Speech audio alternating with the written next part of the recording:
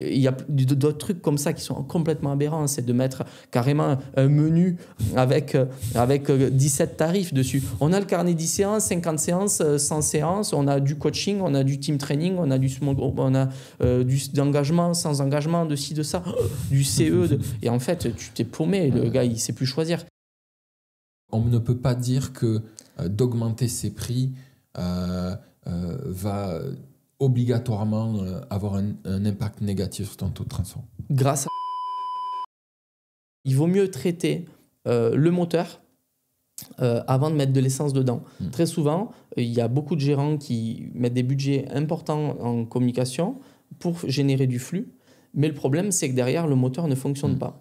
Il y a un taux de décrocheur qui est énorme, du coup un niveau de résiliation qui est aberrant, et malgré tout, on continue à mettre du budget. Donc, on répare le moteur et ensuite on met le budget. Et une fois que le moteur est bien réparé et que tu vends avec un super panier moyen, putain, c'est hyper simple d'aller mettre du budget pour aller remplir le moteur.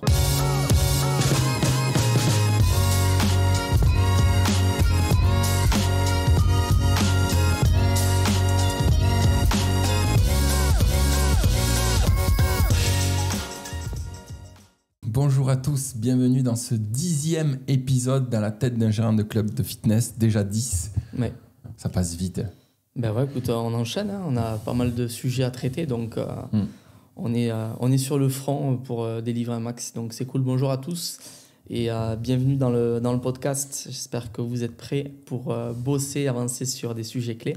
Oui, aujourd'hui, c'est un épisode un peu spécial. On s'est dit que ça serait bien peut-être de rentrer dans les coulisses du club de Fabien, de rentrer un peu dans ton cockpit, ce qui permet de piloter ton club et notamment du coup l'analyse de tes KPI clés.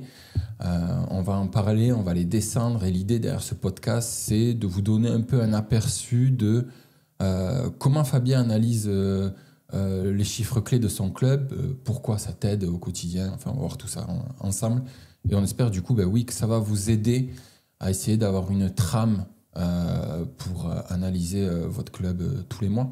Ouais, c'est ça. L'idée, c'est qu'on aille vraiment sur l'opérationnel pour voir concrètement dans le quotidien comment ça se matérialise, le fait d'aller traiter des KPI, le fait d'aller optimiser les statistiques au fil du temps. On parle souvent de data, on dit souvent que sans data, on ne peut pas optimiser les chiffres. L'idée, c'est bien d'avoir de la data, mais comment on les regarde, qu'est-ce qu'on regarde et quelles actions on met en place derrière pour modifier petit à petit de mois en mois. Et du coup, toi, quand tu regardes ton tableau de bord, qu'est-ce que tu ressens quand tu l'ouvres? Est-ce que tu es serein?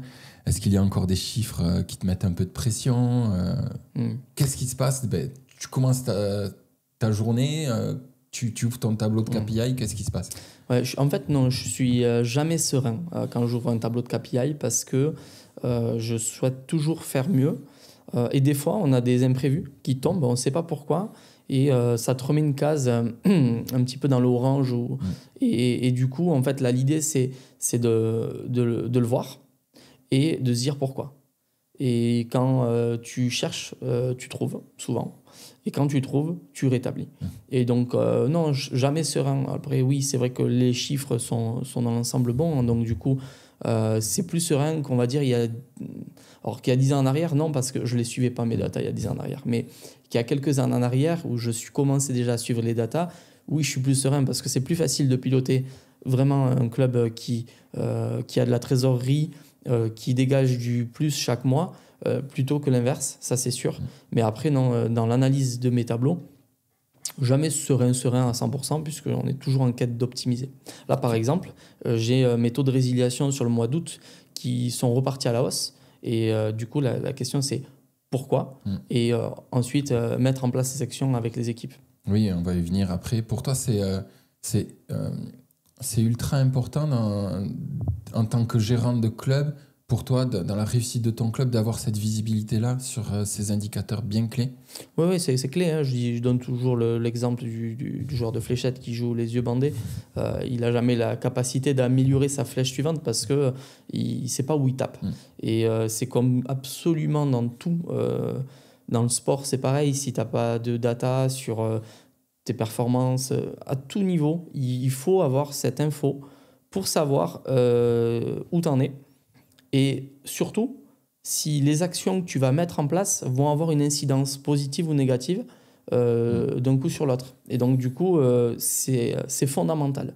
Je pense qu'aujourd'hui, je me mouille pas trop en disant que gérer un club sans chiffre clé, ce n'est pas gérer un club. C'est pas gérer un club, ça marche pas. À quelle fréquence tu les regardes? Ouais. Alors, à l'époque, je les regardais plus régulièrement, quasiment tous les jours. Maintenant, moins parce que j'ai mis des personnes responsables sur chaque point. Et donc, c'est eux qui font cette analyse-là et qui l'améliorent à ma place. Et moi, en fait, je vais avoir plutôt une lecture globale pour peut-être une fois par mois, regarder ce qui s'est passé, regarder quels ont été peut-être les leviers mis en place pour traiter ce problème-là par les équipes et donner un petit peu d'inspiration ou d'énergie ou de nouvelles idées aux équipes pour faire mieux. Mais voilà, donc là où je suivais mes tableaux de pilotage quasiment tous les jours il y a quelques années, maintenant mes tableaux de pilotage, je vais les regarder 1 à 2 fois par mois. Ouais, c'est intéressant, puisque tu dis il y a quelques années, tu sais à partir de quand tu t'es mis à suivre tous ces indicateurs et comment est-ce que tu les as mis en place au fur et à mesure? Parce que on sait que c'est un travail colossal, mais pas impossible. C'est à la portée de tout le monde d'aller calculer un taux de résiliation ou un taux de transformation à la vente. Donc tu te souviens un peu comment ça s'est mis en place pour toi? En fait, ça s'est mis en place un peu dans le flou, je dirais il y a peut-être 5 ans en arrière. Dans le flou parce que j'avais pas la compréhension de ces datas et parce que tout le monde nous disait il faut suivre les datas, donc on va essayer d'avoir un tableau et suivre quelque chose. Mais en plus de ça, j'avais pas cette capacité à bien comprendre les chiffres, arriver à savoir ce qu'ils souhaitent dire et de rectifier derrière. Et en fait, ce qui s'est passé, c'est que au travers des visios qu'on a faites dans le réseau avec certains spécialistes, on a pu, à un moment bien précis dans le réseau, se rendre compte des piliers clés, des KPI clés qu'il fallait suivre comme indicateurs hyper importants. Et c'est une fois qu'on a eu tous ces indicateurs, comme par exemple le taux de décrocheur à 3 mois, qui est hyper important, et en fait, on a pu constituer un peu mieux le puzzle avec des pièces complémentaires. Et en fait, ce qu'on a fait du coup, c'est qu'on a créé ensemble le tableau GPS du réseau, qui est un tableau en fait, qui embarque tous ces indicateurs. Et moi-même, je ne les avais pas avant. C'est-à-dire que j'évolue au fur et à mesure que le réseau évolue lui-même. Et donc, du coup, maintenant, je suis mon tableau GPS et un autre tableau de pilotage aussi que j'ai en interne parce que j'ai toujours besoin de quelques informations complémentaires justement pour ensuite optimiser le tableau GPS qui est en gros la boussole des clubs du réseau. Oui, nous, moi, c'est ce que j'aime appeler le fitness game avec ces KPI clés autour de 5-6 KPI. On peut les donner rapidement, ça va être le panier moyen, ça va être les taux de résiliation, les taux de parrainage, toute la partie acquisition, du taux de transformation jusqu'au taux entre le nombre de leads que vous avez obtenu et le nombre de leads qui a pris rendez-vous. Et pour finir, la dernière KPI, c'est le nombre de leads obtenus. Et en fait, on remarque que dans ce système-là, dans ce jeu-là, il y a des KPI, nous, ce qu'on appelle internes, donc qui va dépendre directement de l'énergie que vous allez mettre pour les améliorer, qui sont internes au club. Et vous avez une KPI qui est plutôt externe ou que vous maîtrisez moins. Et là, c'est tout ce qui est partie marketing et tout ça. Donc ça, c'est quelque chose qu'on met en avant. Et nous, oui, voilà, ce qu'on a fait, c'est qu'au sein du réseau, au bout de ces 30 jours d'intégration, on met à disposition du coup maintenant cet outil, le GPS RéseauFit, comme tu l'as dit, avec les KPI clés et en dessous des leviers, des actions à mettre en place, mais que tu fais toi aussi en fait dans ton club. Hein. Et nous, ça nous permet comme ça de savoir l'évolution d'un gérant d'un mois sur l'autre. Mais ça nous permet aussi d'être sûr qu'il y a une feuille de route qui est mise en place Donc voilà. Qui est toujours un petit gap qui est mis en place chaque mois sur les KPI qui sont les plus en danger, par ordre de priorité en effet, et qui vont avoir une incidence sur, on va dire, l'élément clé qui va être finalement le chiffre d'affaires ou la rentabilité du club en fonction des charges. Mais c'est vrai qu'il y a beaucoup de gérants qui suivent, on va dire, leur club, leur data, uniquement par le chiffre d'affaires ou peut-être le nombre de résiliations ou le nombre de nouveaux inscrits ou d'adhérents au complet. Sauf qu'en fait, ces chiffres-là doivent être finalement traités par le management des autres KPI qui, une fois qu'elles sont traitées, les gros indicateurs évoluent naturellement. C'est pas juste de dire ok, je veux faire X milliers d'euros de plus de chiffre d'affaires par mois. En fait, c'est regarder les 5 KPI clés, les maîtriser et automatiquement ça va faire augmenter le chiffre d'affaires, mais pas l'inverse. Et voilà. Et donc dans le GPS RéseauFit, nous on a prioriser les KPI à l'inverse de ce que fait le marché. Notamment, dans le marché, on regarde souvent le nombre de contacts qu'on a dans un mois. Oui, c'est naturellement, quand on se dit comment avoir combien de nombre plus de contacts de monde dans mon club, il faut que je fasse de la pub. C'est ça. Alors qu'en vrai de vrai, le plus important, c'est de commencer de l'autre côté. C'est-à-dire commencer par le nombre de résiliations qu'on a à chaque mois. Regarder, essayer de traiter ça, ce qui veut dire qu'on va bosser sur l'expérience client, la satisfaction, la fidélisation, qui est absolument clé. Pour ça, on va aussi optimiser la partie parrainage, parce qu'on sait qu'un parrain qui parraine quelqu'un va rester plus longtemps et dans le club parce qu'il va vouloir montrer l'exemple. Il y a une espèce de cerveau, de logisme. Et au-delà, quelqu'un qui recommande le club, c'est quelqu'un qui est satisfait de ton service. Donc c'est un vrai indicateur. C'est une suite logique à la fidélisation client. Ouais, tout à fait. Le nombre d'adhérents qui décrochent à 3 mois, bien le traiter, c'est dans la priorité, c'est ça, c'est combien tu as de personnes qui décrochent au bout de 3 mois et comment tu peux faire pour faire mieux. C'est ça l'idée à chaque fois.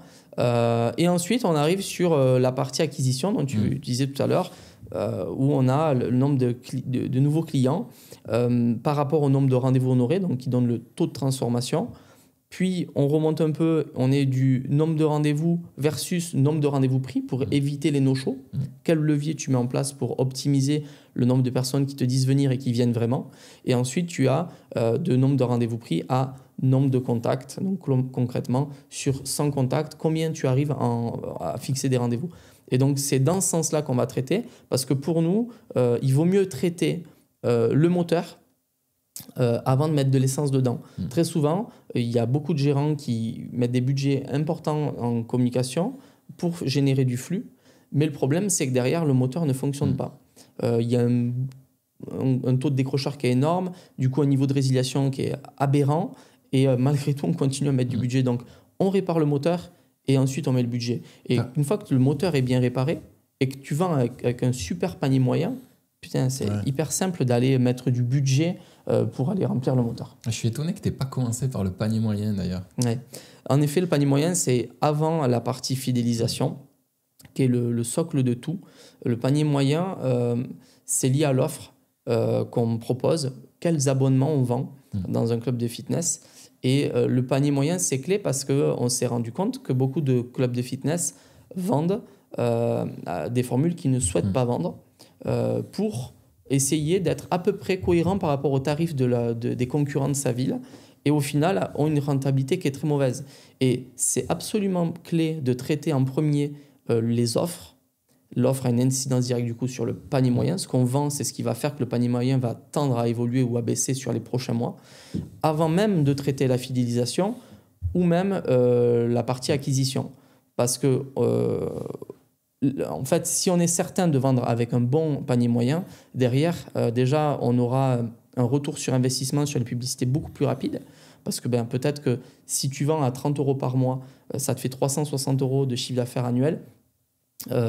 Si derrière tu as un budget com qui est élevé, en fait au final tu feras plus d'adhérents pour avoir un retour de nouveaux adhérents inscrits, pour avoir un retour, tu vois ce que je veux dire, un retour à un ROI en fait rapide. En fait, ce qu'on ne dit pas, c'est on dit pas que la partie marketing est pas importante. Hein. Bien sûr. Nous, ce qu'on dit, c'est que il y a des priorités à À traiter. À traiter. Ouais. Nous, c'est ce qui nous semble, c'est ce qu'on a remarqué qui fonctionnait le mieux. Et nous, on voit la communication comme le moyen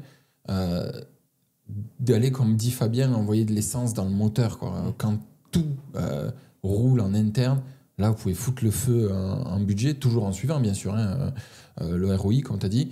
Et là, mécaniquement, en fait, le chiffre d'affaires du club va augmenter. Et la rentabilité aussi, parce qu'il faut savoir qu'optimiser une KPI, ça va vous permettre d'améliorer votre chiffre d'affaires, mais aussi de maîtriser vos coûts, parce que vous avez besoin de moins d'énergie pour atteindre votre chiffre d'affaires. Je finis par ça pour encore un peu plus appuyer ce qu'on dit. L'exemple parlant, c'est quand vous avez un taux de transformation à 80%, c'est-à-dire que pour signer 80 contrats, il vous faut 100 personnes qui viennent au club. Alors que c'est assez facile de comprendre que si vous avez un taux de transformation de 50%, il vous faut... merde, je me suis perdu. Pour signer, vous allez signer 50 contrats pour 100 rendez-vous. En fait, vous perdez 30 contrats parce que vous n'avez pas mis d'énergie sur votre taux de transformation. Donc, on voit bien que la pression diminue quand on va travailler ces KPI clés, qu'on va chercher à les améliorer au max, quoi. Donc, il y a 3 piliers. 1, c'est transformer vos formules actuelles en des formules rentables qu'on souhaite vendre pour optimiser le panier moyen. 2, optimiser le parcours client, l'expérience client pour optimiser la fidélisation de manière à ce qu'on ait des taux de résiliation, enfin d'engagement qui soient minimisés et un niveau de parrainage qui soit élevé. Et ensuite, mettez le budget sur l'acquisition parce que vous êtes certain que derrière, quand ils vont rentrer dans le système, ils vont déjà acheter au bon prix pour que ce soit rentable pour vous et ils vont rester longtemps et même recommander votre club. Donc ça se fait dans ce sens-là. Après, pour des clubs qui, de manière générale, ont une bonne offre, ce qui n'est pas le cas de 95% des clubs aujourd'hui. Ça, c'est ce que tu as remarqué là, dans tous les rendez-vous que tu fais. Alors, à plus ou moins grande échelle, c'est-à-dire qu'il y en a où, en effet, c'est vraiment catastrophique, où il y a vraiment... c'est dans le sens où si tu continues comme ça, tu vas à la catastrophe. Il y en a d'autres où ça l'est moins. Et d'ailleurs, leur club sort un petit peu de rentabilité. Mais tous les clubs que j'ai accompagnés dans le réseau sur la partie offre, il y a depuis qu'on l'a mis en place, donc depuis le mois de janvier 2025, il n'y en a pas un seul qui n'a pas optimisé leur offre. Il n'y en a pas un. Oui, une offre, c'est quelque chose... Là, on a reçu Anthony sur le podcast juste avant, qui lui expliquait que son offre, il testait tout le temps. Il testait. Tout à fait. Et donc, c'est ça l'idée, c'est de tester, d'améliorer. Et moi, c'est ce que je fais au quotidien aussi, sur mon panier moyen, sur mes taux de résiliation, sur mon pourcentage de parrainage par client, sur mon pourcentage d'adhérents qui décrochent à 3 mois, sur mon pourcentage de clients en taux de transformation que j'ai eu en rendez-vous qui signent, sur mon pourcentage de no-show et enfin sur mon pourcentage de rendez-vous pris versus le nombre de contacts. Ben top, parce que tu fais la transition du coup, on va attaquer. Allez. On va rentrer dans les coulisses du club de Fabien, dans ton cockpit. On peut commencer par l'offre. L'offre, c'est hyper intéressant parce que dans le tout premier épisode, on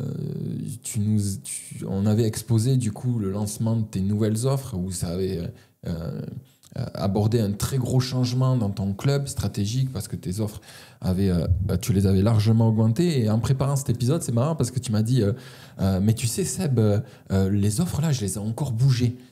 Alors pourquoi tu les as bougées? Qu'est-ce qui a fait que tu les as bougées? Est-ce que c'est parce que tu as regardé ton panier moyen? Est-ce que je sais pas. Ok. En fait, non.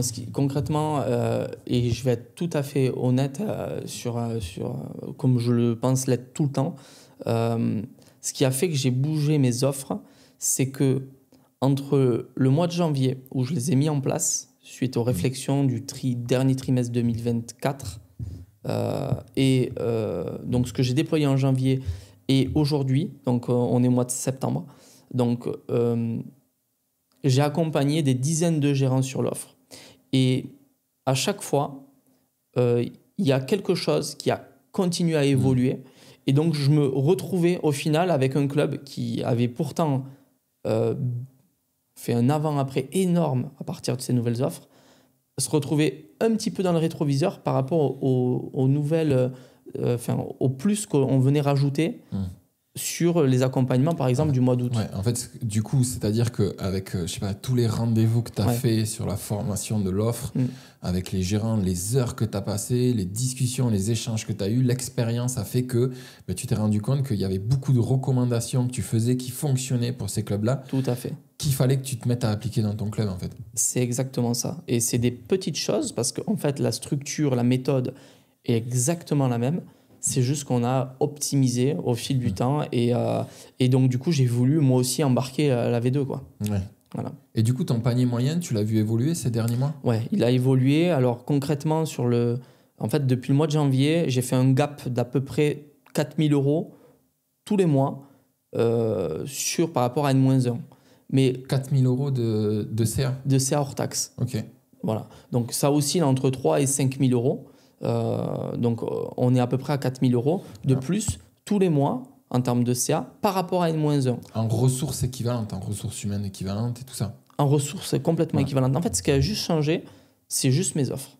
J'ai juste modifié ça et en fait, c'est ce qui a fait ce gap-là. Mais c'est énorme parce que finalement, en fin d'année, c'est du plus. Si ton club était déjà rentable ou qui était à l'équilibre, tout ça, c'est que du plus, quoi. Donc, il y a eu ça. Et en effet...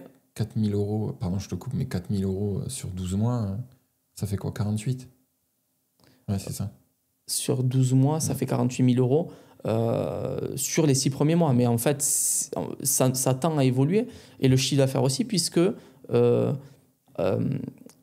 plus de cette évolution, il y a quelque chose à prendre en compte, c'est qu'étant donné que nos offres embarquent des formules avec un panier moyen plus haut, eh bien, à chaque fois qu'on résilie des anciens clients et qu'on inscrit des nouveaux, eh bien forcément, le chiffre d'affaires évolue. Donc, c'est pour ça qu'on a une courbe qui croît en termes de chiffre d'affaires. Même si la lecture du chiffre d'affaires actuellement, vu que je viens de lancer les offres que depuis le mois de janvier de cette année, est qu'approximative, étant donné qu'il y a une périodicité dans le monde du fitness qui est très marquée, avec une différence énorme entre, par exemple, un mois de décembre et un mois de janvier. Donc, le repère qu'on a aujourd'hui est uniquement, c'est par rapport à N-1. Donc, c'est très difficile de voir finalement, juste avec une lecture 2025, quelque chose de précis dans la lecture. Il faut analyser par rapport à N-1. Et je pourrais, par contre, l'année prochaine, puisque ça fera une deuxième année que j'aurai mis en place cette nouvelle méthodologie, avoir beaucoup plus de... Enfin, tu vois, Oui, tu vas comparer... quelque chose de comparable. Les deux mêmes, quasiment les deux mêmes offres, quoi. Ouais, sauf qu'elle va embarquer la V2, puis je l'espère la V3 en janvier 2026, etc. Mais du coup, tu suis quand même ton panier moyen. Bien sûr, je suis mon panier moyen tous les mois. J'ai mon indicateur qui tombe. Et ce panier moyen, concrètement, par rapport à l'année dernière, il a fait une augmentation d'environ plus 20% avec les nouvelles offres. Ok. Voilà. Mais l'impact de ce panier moyen, il a surtout eu lieu dès le mois de janvier. C'est-à-dire qu'en fait, de janvier, pour être concret, de janvier à août, l'évolution du panier moyen est très faible. Elle évolue, mais de manière très lente, puisqu'en fait, je ne sais pas comment l'expliquer, mon offre permet d'augmenter notamment le pack démarrage et le premier mois de manière immédiate, d'où c'est plus 4 000 €. Mais le deuxième gap financier suite à un travail de l'offre, c'est celui qui est lié au panier moyen et qui du coup fait que les échéances mensuelles, vu que le panier moyen a évolué de mes adhérents, les échéances mensuelles, chaque mois va évoluer un petit peu. Mais c'est très progressif. Tu vois l'idée ? Ouais. Donc j'ai eu un gros gap en janvier et ensuite c'est en plus de ça, quelque chose qui va venir monter comme ça petit à petit. Alors là, vu qu'on a mis la V2, j'espère avoir un autre gap, un peu comme en janvier, mais un peu moins fort, dès le mois de septembre, parce que j'ai mis en place des stratégies qui devraient montrer un impact immédiat aussi. Ok. Oui, et donc là, aujourd'hui, même si tu as ces bons gaps qui, sur le papier, ça fonctionne super bien, tu continues toujours à challenger ton offre pour, d'un côté, aller voir... jusqu'où ça peut aller, en fait. Complètement. Et tu vois, j'ai pas peur aussi des fois de faire marche arrière quand je me trompe. Tu vois, par exemple, j'ai décidé d'augmenter la séance à l'unité à 20 €. D'accord ? Et j'ai eu un retour terrain, plusieurs retours terrain, que je n'ai pas écouté au démarrage et qu'au fil du temps, ça s'est validé, ou du moins dans ma tête, qui m'ont dit, mais en fait, tu sais Fabien, quand on vend une séance à l'unité, c'est uniquement pour ceux qui sont de passage. Et donc, du coup, la séance à l'unité, pour ceux qui sont de passage à 20 € peut freiner. Donc, on a décidé ce matin même, j'ai validé ça avec Nico, de redescendre à 15 €. Pourquoi initialement, ma logique était d'augmenter la séance à 20 € l'unité? Parce que je voulais garder une certaine autorité sur le club, même quand un prospect en arrivait à ce qu'on lui présente une séance à l'unité. Dans ma stratégie et ma méthode, les carnets séances et les séances à l'unité, on ne les présente jamais uniquement dans des cas très particuliers, comme la personne qui te dit « Oui, mais moi, je suis de passage dans la ville 2-3 fois dans l'année à coup de 2-3 jours. » Ben là, en l'occurrence, la personne ne voudra pas prendre d'abonnement mensuel ou autre. Donc, le carnet séance, il est légitime. Mais on ne le propose que parce que ce prospect-là en a besoin. Sinon, tous les autres, on leur vend plutôt une formule qu'on souhaite leur vendre. Donc, du coup, dans ma logique, la séance à l'unité devait aussi approuver les abonnements qu'on avait à côté. C'est-à-dire qu'on ne pouvait pas garder une séance à l'unité à 10 € si à côté, on avait des formules un peu plus engagées au niveau tarif avec plus d'accompagnement. Donc, augmentation. Sauf que, en fait, dans les faits, quand tu réfléchis bien, c'est ce qui se passe en fait dans l'évolution, c'est que les personnes qui viennent chercher cette séance d'essai, ne sont pas vouées à s'engager sur de l'abonnement. Et deux, malgré tout, il faut quand même qu'ils s'inscrivent. Et l'objectif d'un carnet séance de 10 séances, par exemple, très élevé, c'est d'éviter que la personne ne prenne pas un abonnement à défaut de prendre un carnet séance parce qu'il n'était pas assez élevé. Alors voilà, pour réorienter l'achat vers l'abonnement, il vaut mieux augmenter son carnet séance et sa séance à l'unité. Sauf que la séance à l'unité, et d'ailleurs le carnet séance aussi, sont vendus uniquement à des personnes qui ne peuvent pas faire autrement. Donc, pas hyper judicieux d'avoir un tarif qui n'est pas acceptable en termes de tarif. Voilà. Pour mon club. C'est-à-dire que vendre à 20 € la séance à l'unité dans mon club à moi à Lourdes, ça devient un peu compliqué. J'ai eu un peu trop d'objections pour rester dans cette dynamique-là. Et je reviens juste sur un dernier point. Le carnet séance avec 10 séances, moi je le vends à 180 € parce que justement, je ne veux pas qu'il coupe l'herbe sous le pied de mes abonnements. Donc, rehausser la valeur de mon carnet séance, c'est logique. Sauf que, et là j'ai cette réflexion en t'en parlant sur la séance à l'unité, sauf que ceux à qui on va présenter le carnet 10 séances, c'est uniquement les prospects qui nous auront dit « Ben moi, je passe que 2-3 jours au mois d'août, au mois de septembre sur l'année. » Donc, c'est plus logique de faire des carnets séances. Enfin, ça n'est plus logique de faire des carnets séances avec une durée de 2 mois parce que les gens en fait, à qui tu vas proposer ce carnet séance de 10 séances vont être vraiment dans cet avatar prospect d'une personne qui va peut-être venir de temps en temps sur l'année. Et donc, du coup, on rallonge sur 12 mois au final la durée pour utiliser son carnet séance. Mais derrière, au niveau tarifaire, il ne faut pas non plus être trop gourmand pour ne pas non plus les perdre. C'est marrant que tu dis ça, parce que moi je pensais que tu avais vraiment coupé le carnet séance dans ton club. Oui, je peux pas. Parce que sur le papier, on se dit « Ouais, c'est génial, on ne vend que des abos. » Mais en vrai, ce n'est pas possible. Alors déjà, tu as celui qui vient... Oui, mais après, ton carnet séance, il est au fond du 4e tiroir. Quoi. Ah, c'est ça, c'est la dernière cartouche qu'on envoie. Mais en fait, tu sais qu'une personne qui vient juste un jour dans ta ville faire une séance d'essai, si tu n'as pas une séance à lui faire payer, tu le perds, puisque tu ne peux pas lui faire payer un abonnement d'un mois. C'est la même chose pour la personne qui te dit « Moi, je suis en déplacement dans ta ville 4-5 fois dans l'année. Qu'est-ce que je peux prendre ? Est-ce que je dois prendre forcément une séance à chaque fois, mais ça revient un peu cher ? Ou est-ce que je peux prendre un carnet 10 séances que je peux utiliser sur les 12 mois ? Si tu n'as pas ce carnet 10 séances, tu as plus de risque de le perdre aussi.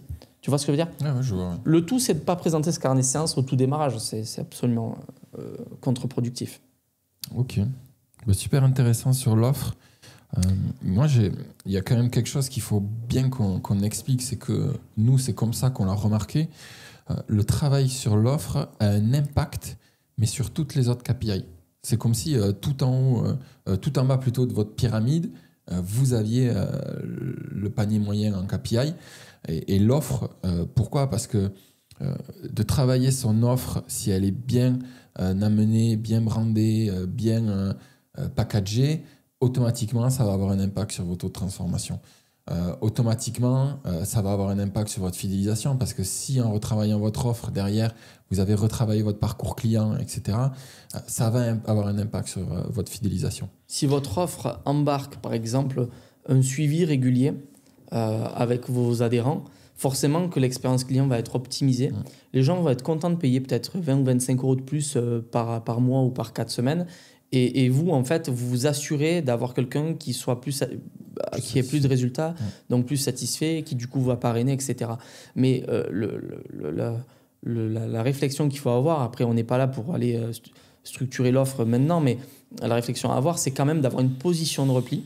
C'est oui, tu peux proposer ce que tu penses être le mieux pour ton client, peut-être des formules qui embarquent du coaching ou du suivi, par exemple, mais garder toujours une cartouche si jamais la personne ne souhaite pas partir sur ces formules-là pour retomber sur vos pattes et que la personne n'aille pas non plus chez le concurrent. Donc ensuite, proposer peut-être une offre qui n'embarque pas cet accompagnement régulier, sans coaching ou sans suivi, pour avoir une position de repli. Et ensuite, quand tu as cette double approche avec ton prospect, toi, en tant que manager de ton club, ce que tu dois regarder, c'est est-ce que tes commerciaux vendent bien, à quel taux de transformation, mais surtout, qu'est-ce qu'ils vendent ?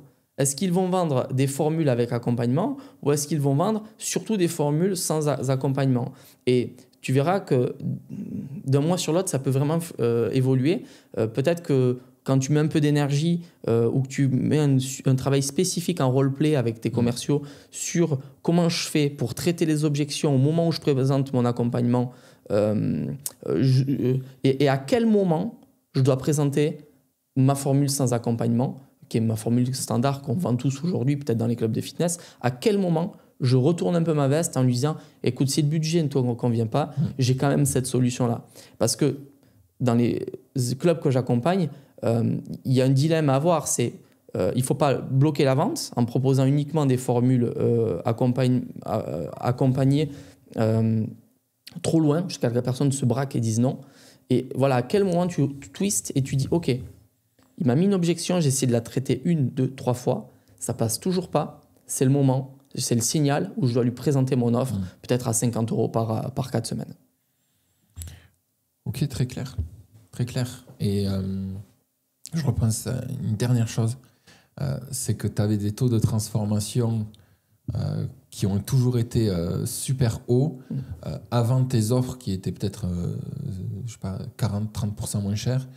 Et tes nouvelles offres, tu as gardé le même taux de transformation. Okay. Donc, on ne peut pas dire que d'augmenter ses prix va obligatoirement avoir un impact négatif sur ton taux de transformation. Grâce à la position de repli.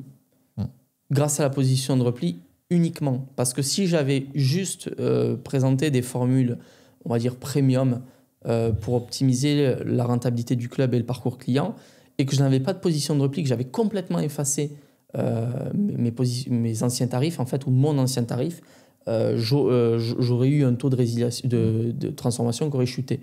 Or, mes commerciaux, en termes de posture commerciale, ils sont solides parce qu'ils présentent un accompagnement que personne ne présente, ou alors ils le présentent en option, style tu prends un tel labo et puis derrière, si tu veux, j'ai des coachings, etc. Sauf que quand tu fais ça, 7% de tes clients vont le prendre, ce qui est absolument très très bas. Donc, dans la méthode de l'offre, on accompagne les gérants justement dans la création de ces formules pour qu'elles soient absolument au top du top.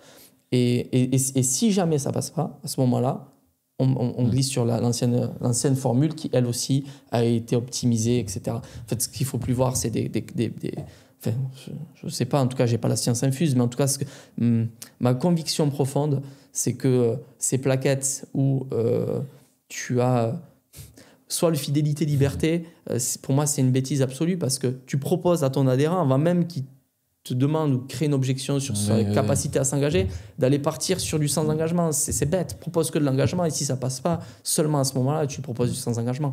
Et il y a d'autres trucs comme ça qui sont complètement aberrants, c'est de mettre carrément un menu avec 17 tarifs dessus. On a le carnet 10 séances, 50 séances, 100 séances, on a du coaching, on a du team training, on a du d'engagement, sans engagement, de ci, de ça, du CE. Et en fait, tu t'es paumé, le gars, il ne sait plus choisir. Donc en fait, il y a vraiment un vrai travail en profondeur sur l'offre qui est absolument clé de tout, qui permettra d'augmenter les taux de transformation des commerciaux parce qu'ils auront une posture commerciale beaucoup plus sereine et puis d'augmenter la renta du club. Donc oui, mes taux de conversion sont toujours au-dessus de 80% et ça depuis pas mal de temps maintenant, mais j'ai aussi, pour maîtriser cette data-là des taux de transfo, à cœur de former mes équipes commerciales chaque année et en plus de ça, de faire des roleplays régulièrement pour être certain que la compétence reste acquise et qu'il n'y ait pas, au fur et à mesure, quand tu fais toujours la même chose, des fois tu mets des bons réflexes, des fois des mauvais réflexes, comme en musculation. Si tu chopes un mauvais réflexe, au bout d'un moment, tu t'en rends plus compte et il fait partie un peu de ta routine. Et l'idée des roleplays, c'est aussi ça, c'est de se dire, ok, là j'ai testé un truc, mais a priori ça marche pas si bien que ça, je modifie. Ou je reviens sur ce que je faisais avant. Du coup, voilà pour l'offre. Ouais, pour la partie off, oui, pardon, j'étais en train de réfléchir parce que du coup, tu parlais des taux de transfo, donc je me demande si on part pas direct sur le taux de transformation avant de parler de la fidélisation. Mais du coup, ça, dans notre cohérence à nous, c'est pas comme ça qu'on procède. Ce que je te propose, c'est qu'on fasse la fidélisation quand même avant. Ouais. Juste pour finir, là, le premier travail que vous pouvez faire au niveau de l'offre, ultra simple. Fabien le dit souvent, pour une prise de conscience, c'est vous prenez votre chiffre d'affaires, votre nombre d'adhérents, vous calculez votre panier moyen, et là... Et vous asseyez surtout. Vous asseyez. Vous asseyez parce que du coup, vous allez regarder vos chiffres et vous allez vous dire, mince, c'est très bas. Et c'est souvent beaucoup le cas pour ceux qui vendent beaucoup de carnets séances aussi. Et c'est bas par rapport à quoi? Bien sûr, c'est par rapport à ce qui se fait sur le marché. Vous allez voir... les franchises qui sont autour de vous, les structures. Et en fait, vous allez voir que vous êtes... Nous, dans notre GPS... Non. Pardon, je t'ai coupé. Ouais, je disais, dans notre GPS, notre objectif, il est de passer au-dessus des 50 euros de panier moyen. Ça, c'est notre objectif parce qu'on se dit qu'un club qui passe au-dessus de 50 euros, globalement en panier moyen, ce qui est énorme parce qu'aujourd'hui, faites chiffre d'affaires divisé par le nombre d'adhérents, vous verrez que vous êtes pour la plupart beaucoup plus bas. Je parle de manière générale. Forcément, il y a des clubs premium qui disent oui, mais moi, je suis déjà à 75 euros par mois en panier moyen. Quoique, regarde quand même. Mais en vrai de vrai, si tu dépasses les 50, tu seras déjà assez différencié sur le marché par rapport à tes concurrents dans la ville. La plupart des clubs sont autour des en vrai de vrai, entre 30 et 35. Du coup, la fidélisation maintenant. Allez, fidélisation. Ouais, fidélisation, résiliation, durée de vie, parrainage. Ouais. Alors là, je sais que tu vas avoir le sourire, mais tu viens de nous dire qu'en août, tu avais l'auto qui était remonté. Oui. Au moins, ça nous prouve que même si tu mets de l'énergie énormément sur ça durant l'année, c'est pas une science, c'est une vérité générale qui se met dans le temps, sur le long terme. C'est quelque chose qu'il faut toujours travailler, qu'il faut toujours... revoir. C'est ça. Aujourd'hui, tu étais à... quel est ton taux de résiliation d'août? Donne-nous juillet aussi, parce que je crois que juillet, tu étais plutôt bien. Et parle-nous aussi du taux de résiliation général. Ah si, pardon. Et pour finir, dans la partie fidélisation, nous, on regarde 3 choses. Les taux de résiliation, taux de fréquentation à 3 mois et le taux de parrainage. Oui, tout à fait. Alors, concrètement, fidélisation, sur la partie résiliation, qui est un peu l'indicateur clé que la plupart des gérants connaissent. En vrai, non. La plupart des gérants connaissent le nombre d'adhérents qui résilient chaque mois. Je dirais même plutôt peut-être le nombre d'adhérents, ils le connaissent un peu à la louche. Alors voilà, je vais du pire en pire. À la louche, je sais qu'à peu près on perd, je dis une bêtise, 20 personnes par mois. Ça, c'est ce que j'entends chez les gérants. Et l'idéal de l'idéal, ce serait d'avoir le nombre exact, le pourcentage donc par rapport au nombre d'adhérents, et aussi les raisons des résiliations. D'avoir à chaque fois un suivi sur pourquoi il est parti, pour que derrière, tu vois que moi je suis passé à 3,27% là au mois d'août. Mais l'important, c'est d'ailleurs derrière d'aller chercher quelles étaient ces résiliations et est-ce que du coup je peux comprendre ce qui s'est passé pour trouver les meilleures solutions. Et peut-être qu'on se rendra compte que c'est juste parce que c'est un mois d'août et que peut-être on a vendu beaucoup de carnets ou de choses comme ça qui se sont arrêtés rapidement. Alors les carnets, en l'occurrence, chez moi, c'est pas le cas, mais ça aurait pu être ça dans un club. Ouais. En fait, là, ce que tu dis, c'est que globalement, toi, tu vois que ton taux de résil augmente, Oui. s'aggrave. Ouais. Du coup, là, immédiatement, tu vas aller essayer de trouver les raisons, le Ouais, pourquoi. tout à fait. Donc là, je viens de m'en apercevoir donc sur le mois d'août, donc je n'ai pas analysé, mais on est à 3,27. On est le 8 septembre là. On est à 3,27. Là où. 3,27%. 3,27%, c'est ça. Là où on était à 1,88 sur les 2 mois précédents. Donc très très bas, 1,88. Pour donner une fourchette, nous dans le réseau, dans notre tableau GPS, on a 3 codes couleurs. On a le vert pour en dessous de 3%. L'objectif, il est un peu là, en dessous de 3%. On est entre 3 et 6% sur des couleurs orange, qui sont un petit peu la plupart des clubs qu'on accompagne se situent à peu près là. Et le plus 6%, où là, vraiment, on rentre sur du rouge parce qu'il y a vraiment un sujet absolument fondamental à traiter. Mais en vrai de vrai, tant que tu n'es pas en dessous de 3%, tu dois y mettre de l'énergie tous les mois. Et moi, c'est vrai que ça faisait pas mal de temps où on était dans le vert. Et donc là, on est passé à 3,27. Donc je vais analyser, essayer de comprendre pourquoi. C'est bête parce que j'aurais aimé vous faire une analyse en direct de OK, qu'est-ce qui s'est passé, mais ça prend un petit peu d'énergie quand même. Là, ce que je vais faire, c'est que je vais aller regarder les résiliations concrètement, le motif des résiliations, et essayer de voir si c'est quelque chose de périodique qui est lié en fait à la période actuelle, ou est-ce que c'est peut-être lié à une vague d'inscription à N-1, que peut-être il y aurait eu des résiliations. Je rappelle, N-1, on n'était pas encore sur les nouvelles formules. Le club a beaucoup évolué depuis. Et donc le nouvel accompagnement aussi. C'est ça que tu veux dire? Oui, donc du coup, le nouvel accompagnement aussi a beaucoup évolué depuis. Donc peut-être que c'est justement une vague de clients qui auraient été peut-être mécontents. Après 3,27, c'est très bon quand même. Qui auraient été mécontents. Et donc il y a un sujet à traiter comme ça. Donc soit la période, soit c'est des relances commerciales qui ont été mal faites, peut-être sur le mois d'août.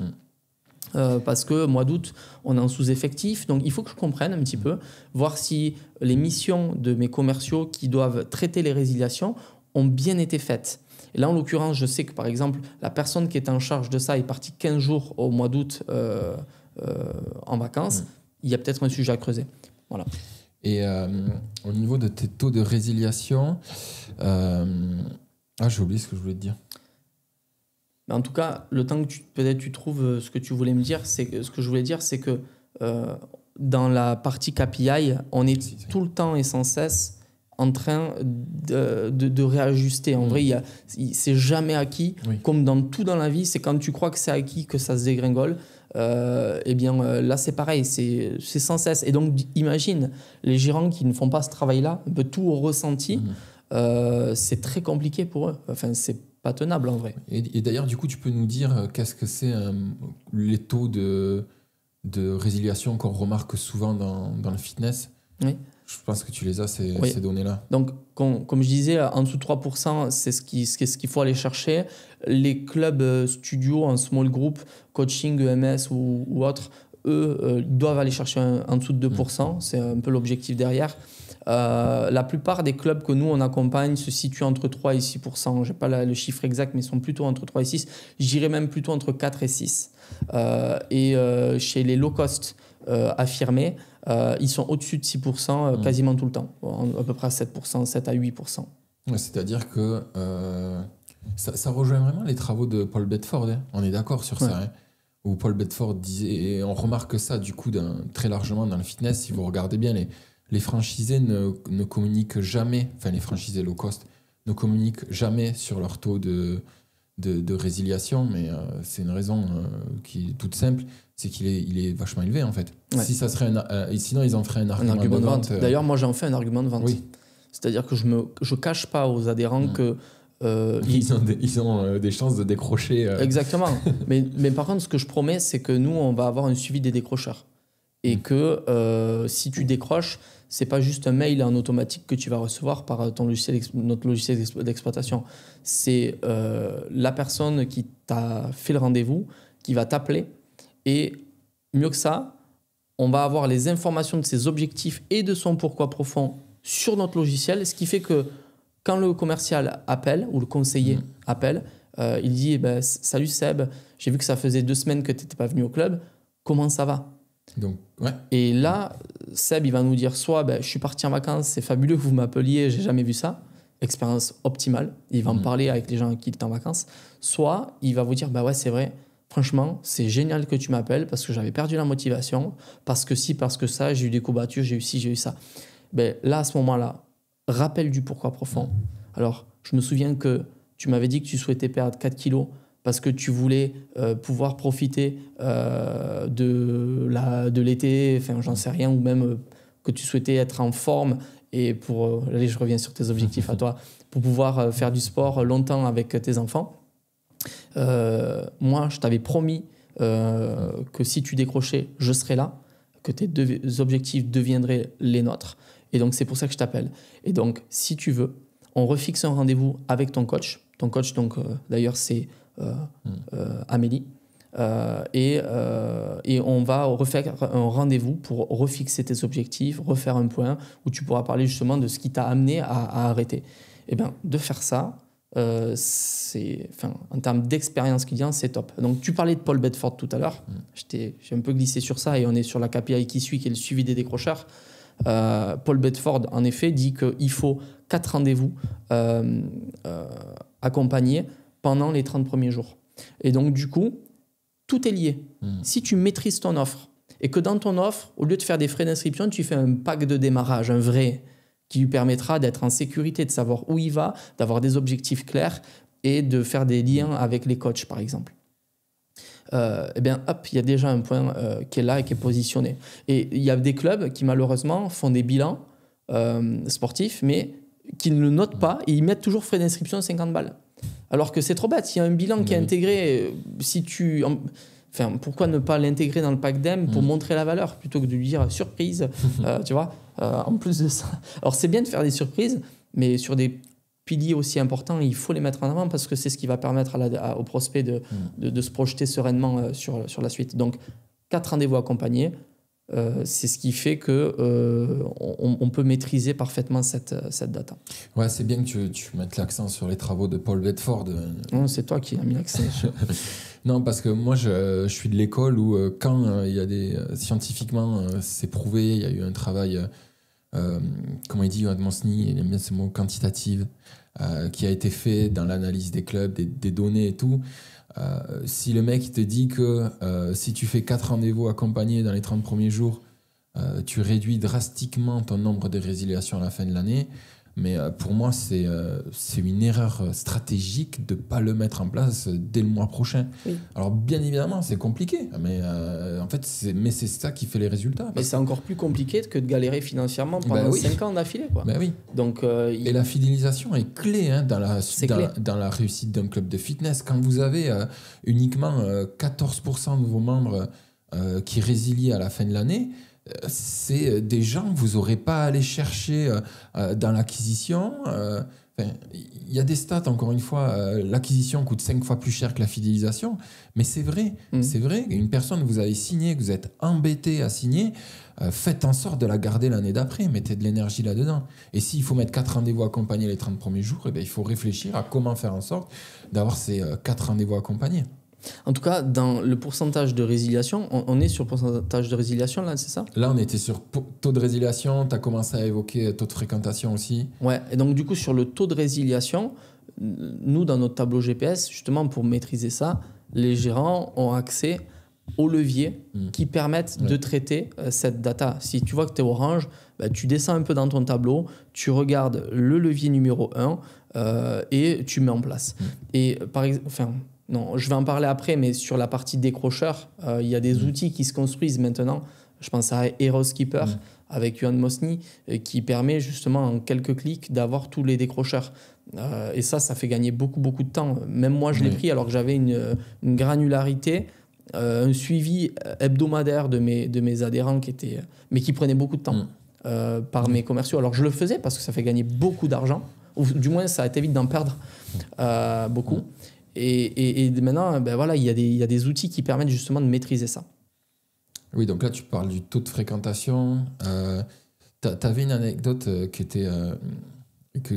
était touchante, je trouvais. C'était Marie, du coup, qui s'était rendu compte que la fréquentation, je pense que c'était par Hero Skipper, que la fréquentation d'une des adhérentes avait complètement chuté pour aller jusqu'à 0.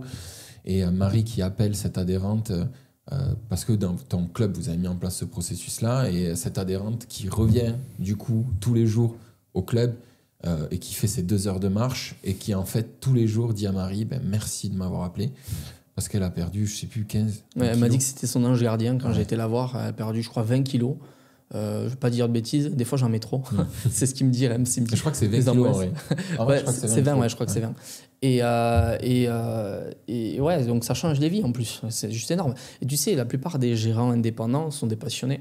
Et quand tu es passionné, tu lances ton activité pour aider des gens à aller mieux dans leur vie.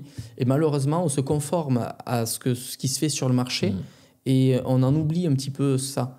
Et nous qui sommes passionnés, on a vraiment l'énergie pour justement mettre en place ce type de process pour optimiser l'expérience client. Après, charge à nous de bien le valoriser sur l'échange commercial, sur la manière dont on présente les offres, etc., pour que les gens le comprennent. Dire simplement les choses de manière authentique. Dire que le marché du fitness a beaucoup évolué, il y a beaucoup de low cost, et que la plupart des personnes qui s'inscrivent, malheureusement, décrochent à 3 mois. 50% chez les plus gros low cost à 3 mois. La plupart, en moyenne, c'est 33% en France. Et que dans notre club, on est à 14%. Et que notre quête aujourd'hui, c'est d'aller optimiser ces 14% et de faire mieux à chaque fois, de descendre à 13, puis 12, etc. Mais qu'actuellement, on est à 14. Juste parce qu'on a mis en place ce suivi des décrocheurs. Mais l'expliquer, c'est clé. Les gens comprennent bien les choses. Et je pense qu'il faut être sincère et authentique sur ça. Pour qu'ils comprennent, oui, pourquoi des fois il y a peut-être plus 10 ou plus 20 euros ou plus 30 par mois ou par 4 semaines sur l'abonnement. Mais par contre, on en est fiers, quoi. Oui, il y a une phrase sur les décrocheurs qui est intéressante pour expliquer tout ça. C'est tout simplement, si vous avez une personne qui fréquente plus votre club, à la fin de l'année, elle a de grandes chances de ne pas renouveler. Enfin, le principe, il est là, il est simple. Mais maintenant, comment on fait pour faire en sorte qu'elle revienne et qu'elle refréquente? Donc toi, tu as l'appel de sécurité. Moi, je peux qu'aller vous conseiller de retourner voir le podcast avec Johan Mosny qui donnait quand même beaucoup de conseils.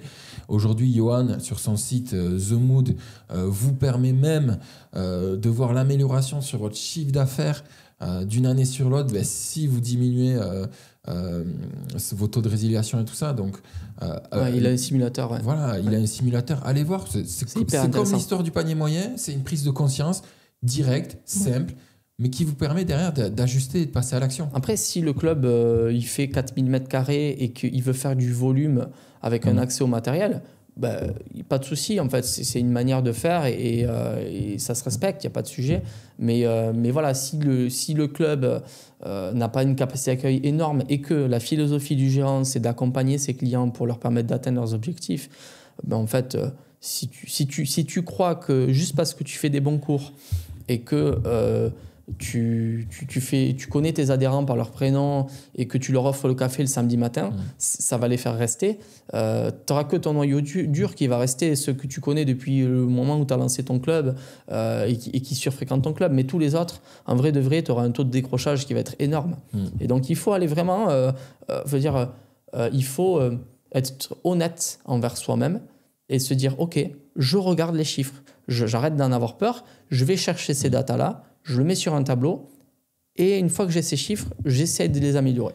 Voilà. Et en essayant de les améliorer, oui, on va avoir des sujets comme les 4 points de rendez-vous, comme le suivi des décrocheurs, comme la mise en place d'une carte parrainage qui va vraiment les faire rester aussi, qui va les fidéliser parce que ça les motive. Mais il y a plein d'autres sujets qui sont à rajouter, à mettre en place derrière. Ok, top. Donc là, pour la fidélisation, on a vu taux de résiliation, taux de fréquentation à 3 mois.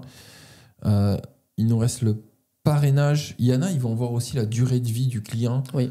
Nous, on ne va pas dans cette granularité-là, mais on sait immédiatement que quand vous avez un taux de résil qui est bas, un taux de fréquentation qui est haut, mathématiquement, en fait, la durée de vie du client, elle augmente. Je sais que le Planet Fitness, Les Mills et tout, il donne beaucoup de data sur ça et c'est ultra intéressant. Ouais, je suis complètement d'accord. Le parrainage. Parrainage, t'aimes bien le parrainage? Le parrainage, j'aime bien parce que en fait, c'est que du gagnant, gagnant, gagnant. Moi, j'adore ce qui est triplement gagnant. C'est l'idée du réseau.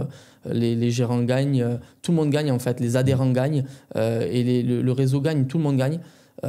Et donc, dans le monde quand on gère un club de fitness, le parrainage est absolument clé parce que ça fait gagner le parrain, le filleul et le club. Donc, c'est triplement gagnant. Donc, pourquoi ne pas le mettre en place? En fait, le parrainage, c'est... j'allais donner notre méthode là. On a une méthode dans le réseau pour le parrainage qui est hyper importante, mais pourquoi on suit le parrainage? Parce que c'est un indicateur de satisfaction, le parrainage. Et si notre canal d'acquisition principal est le parrainage, ça veut dire qu'on fait bien notre boulot et que nos adhérents sont satisfaits. Et en plus de ça, qu'on va chercher du lead très qualifié. Quand on fait de l'acquisition, la qualification des leads est fondamentale pour éviter de perdre du temps voilà. Donc, le parrainage, c'est tellement capital pour nous qu'on l'a même intégré dans le suivi, dans le tableau GPS. C'est en gros, sur 100 adhérents dans ton club, tous les mois, combien tu as de parrainage. Et donc, du coup, tu fais un ratio. Et ce pourcentage-là, c'est celui-ci qu'on va venir, donc, du coup, piloter d'un mois sur l'autre. Et quant à ces premières data, hyper simple, encore une fois, de mettre en place des petits leviers. Peut-être au moment où tu fais un bilan avec un adhérent et que tu vois qu'il a perdu justement 20 kilos, peut-être que c'est le moment idéal émotionnellement pour lui demander de parrainer. Et donc, allez, je donne juste un tips parce qu'il est hyper important, c'est que peut-être demander c'est bien, mais aidez-les à parrainer. Il faut que vous matérialisez les choses. Il faut que vous leur donnez vraiment la capacité de le faire. Voilà. C'est pas juste dire une parole un peu en l'air, dire « Ah, ça serait cool si tu nous amenais quelqu'un ». Non, pas du tout. Déjà, expliquez-leur que ça a un intérêt pour lui, parce que si tu parraines quelqu'un, tu verras que ta motivation va encore grossir, et donc du coup, tes résultats vont encore être améliorés. Qu'en plus de ça, ce que tu vis là, tu pourras le faire vivre à quelqu'un que tu apprécies vraiment, toi aussi, et lui aussi. Et ensuite, pour nous, moi, ça me ferait vraiment plaisir que tu joues le jeu pour nous, parce qu'il y a un biais de réciprocité qui est énorme quand tu commences à avoir des résultats, c'est que tu as envie de rendre l'appareil, tu as beaucoup de, je sais pas comment on appelle ça, tu as envie de redonner ça à la personne, et surtout à ton coach si c'est lui qui te le demande. Donc, n'hésitez pas à lui dire, franchement, ça me ferait super plaisir si toi, à ton tour, tu me renvoyais la balle et que tu jouais le jeu en parrainant quelqu'un. Ouais. Donc, taux de parrainage, indicateur sur la satisfaction des adhérents, oui, permet d'aller chercher du lead qui coûte pas cher. Et en plus de ça, donc admettons il vous faut 300 nouveaux leads pour atteindre votre nombre de nouveaux contrats à signer, vous en avez 10, 15 qui va venir du parrainage. Et pour finir, impact les taux de transformation, parce que quand un prospect vient d'un parrainage, la qualité du prospect est beaucoup plus importante. C'est ça. T'as tes taux de parrainage là en ce moment? Oui. Alors en fait, nous dans le réseau, on a un cas critique qui est en dessous de 1%. Si tu as 1000 adhérents, l'idée c'est si tu as en dessous de 10 parrainages par mois inscrits, pour nous c'est critique, c'est pas normal. Il y a un vrai sujet. Alors, du moins, c'est comme quelqu'un qui boit du coca tous les jours. Si tu veux lui faire perdre du poids, tu as un levier qui est énormissime. Et moi, quand j'ai des stats comme ça, j'adore parce que je sais que là, en fait, on va pouvoir vraiment aider le gérant sur un pilier clé. Oui, et nous, en plus, ce qu'on fait, c'est que quand le gérant intègre le réseau, il reçoit sa box avec des flyers parrainage et il embarque directement. En fait, ce qu'on veut, c'est que... moi, mon idée, c'est que on veut qu'à 30 jours, il y ait un retour sur investissement de l'année au réseau et qui soit immédiate. Et donc, pour ça, rien de mieux qu'avoir une petite méthode de parrainage en plus du travail sur l'offre. Donc, les taux de parrainage, dans mon club, on est à entre 2 et 2,5% par mois. Donc, cas critique en dessous de 1%, objectif plus de 3%. Oui, ok. Et tu as combien d'adhérents dans ton club? 700. Donc 700 à 3,5, ça fait combien de contacts par parrainage? Ça fait à peu près une quinzaine d'inscriptions par mois. Très bien. Mais en fonction de la périodicité. Si c'est un mois où forcément ça va jouer. Si c'est un mois de décembre, ça va être un petit peu en dessous. Si c'est un mois de janvier, ça va être un petit peu au-dessus. Mais globalement, ce qu'il faut retenir, c'est que moi, dans mon club, le parrainage, c'est mon canal d'acquisition numéro 1. Et ça, c'est trop bien. Et deux, tendre à évoluer au-dessus de 3%, c'est notre objectif. Oui. Et d'ailleurs, on a mis en place des nouvelles choses récemment, notamment lors de ces rendez-vous avec les commerciaux, avec les coachs, quand il y a satisfaction, de pousser une carte parrainage par le coach. Donc, on a des stratégies, mais qui sont poussées par les commerciaux. Maintenant, on va mettre en place des stratégies qui vont être poussées par les coachs au moment important. Voilà. Donc, en fait, comme ça, on va envoyer sur les deux volets. Et je pense qu'on devrait dépasser les 3% grâce à ça. En tout cas, on le verra, mais j'ai des indicateurs qui vont nous le prouver. Ouais, et l'idée, encore une fois, de faire tout ce travail-là, c'est que le parrainage, c'est une KPI interne à ton club.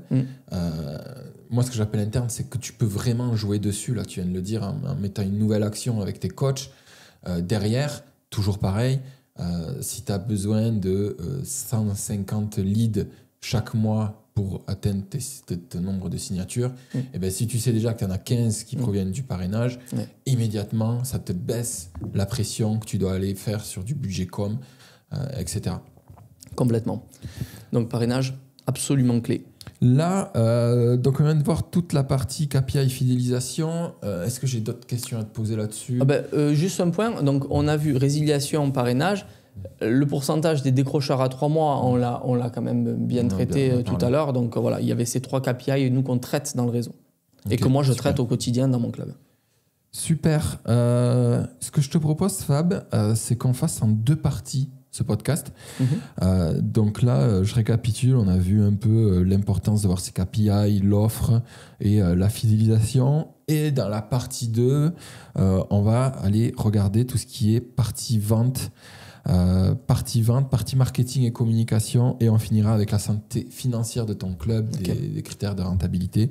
Donc voilà, merci à tous de nous avoir écoutés, et si vous êtes intéressés, allez voir dans les coulisses du Fitness Club 4 étoiles, partie 2. Voilà, merci. Merci Seb.